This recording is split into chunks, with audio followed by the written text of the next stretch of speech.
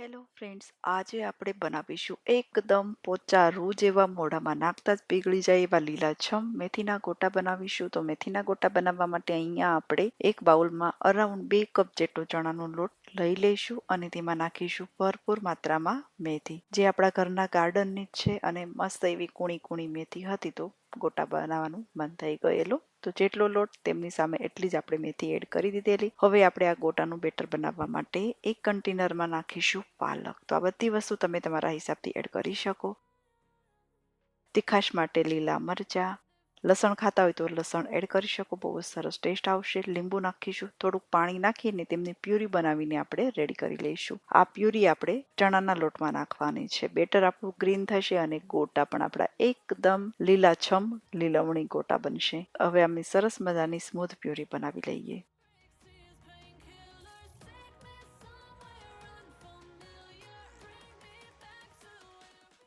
તો અહીંયા આપણી સરસ મજાની સ્મૂથ એવી પ્યુરી બની ગઈ. હવે આપણે પ્યુરી ચણાના લોટમાં એડ કરી દઈએ.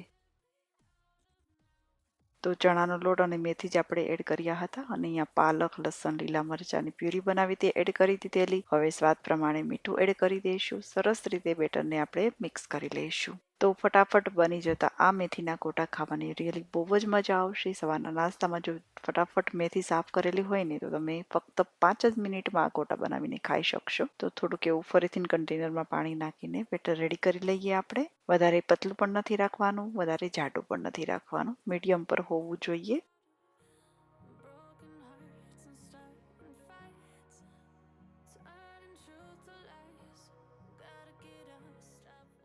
તો બેટર આપણું બનીને રેડી થઈ ગયેલું. મેં અહીંયા ટેસ્ટ પણ કરી લીધેલું. પરફેક્ટ માત્રામાં મીઠું પણ છે, ખટાશ પણ છે, તીખાશ પણ પરફેક્ટ છે. તો હવે લીંબુ તો ઓલરેડી એડ કરી દીધેલું છે. તો હવે ફૂલવા માટે આપણે નાખી દેવાનું છે તેમાં ઈનો. તો અત્યારે આપણે ઇન્સ્ટન્ટ જ મતલબ બેટર બનાવીને તરત જ આપણે વડા બનાવી રહ્યા છીએ. તો જ્યારે તમારે બેટરને બનાવીને રાખી મૂકવું હોય અને વડા તળવા હોય ત્યારે જ ઈનો એડ કરવાનો. તો ઈનો એડ કરીને બેટરને મિક્સ કરી લીધેલું. હવે આપણે આ મેથીના ગોટા બનાવવા માટે બીજી સાઈડ તેલ પણ ગરમ કરવા મૂકી દીધું હતું. તો એકદમ નાની નાની સાઈઝના વડા બનાવી લઈશું.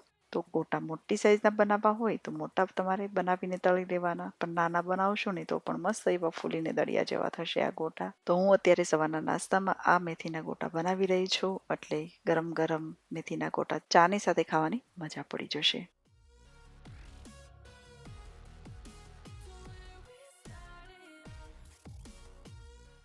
તો ગોટા આપણે આ સાઈડ બનાવી પણ રહ્યા છીએ અને તમે જોઈ શકો છો કે એમની જગ્યાએ તે ફૂલીને ઉલટા થઈ રહ્યા છે. આપમેળે ઉલટા થઈ જાય એટલે સમજી લો કે સરસ મજાના ગોટા ફૂલી રહ્યા છે.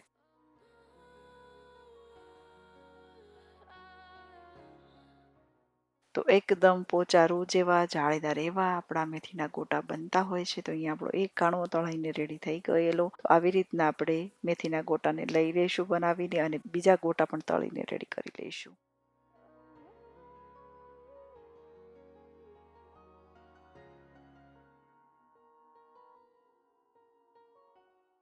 તો રિયલી આ ગોટા એકદમ પોચા રૂ જેવા જાળીદાર બન્યા હતા. તો ફ્રેન્ડ્સ, અગર તમને મારી આ રેસીપી પસંદ આવે તો વિડીયોને લાઇક, શેર અને ચેનલને સબસ્ક્રાઈબ પણ કરી શકો. તો આપણે આવી રીતના નવા નવા વિડીયો લઈને મળતા રહીશું.